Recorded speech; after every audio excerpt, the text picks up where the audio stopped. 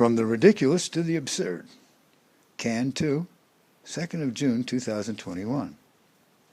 In our card, Finally at Last, from last year, we advised the Jehovah's Nitwits that this COVID jive be really the abomination desolation, and with this gave him permission to republish our cards. Also, in Chronicle of a Mind Blower, we illustrated how the Adventists equally need correcting, and also gave them permission to republish our works. And more recently, and just like in our last card, we exposed our sentiments about the Mormons. Clearly, we're always criticizing the great whore of Rome, Revelation 17, verse 9. But other than the fact that we always send our cards to all and more, they should know for themselves that this be abomination desolation. Why then is there nothing tall in any of the publications of any of those named, nor hardly anyone other than we? How ridiculous!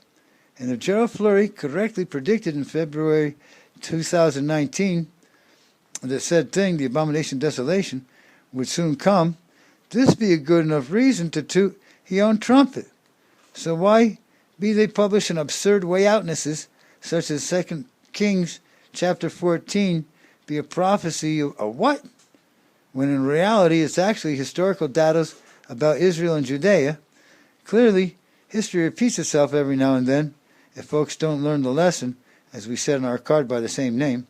And if Donald T. Rump be restored to office, we'll happily apologize to Scary Jerry.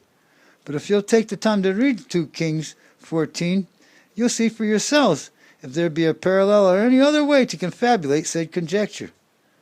Then now that we be 2 years into this, or in the second year anyhow, the second year's into this 3.5 year test, and we can all see the severity of the crisis exactly as Christ describes in Matthew 24, verses 21 through 22, and that nobody other than we has offered nothing even close to what we've been doing. What has to happen before the folks consider their options and pay more attention to what we be saying? If not, then read Malachi chapter 4, verses 5 and 6. In summary, to be inventing prophecies is equal to false prophecies. It be the universal trademark of false prophets. So why talk about things them that don't exist, and in the meantime be ignoring a true prophecy that's been waited for all through the course of human history, especially when it's already been foretold correctly? That's why the title of this card. And even more than that, as always, copy and share these cards. All cards mentioned can be found by doing click on the QR.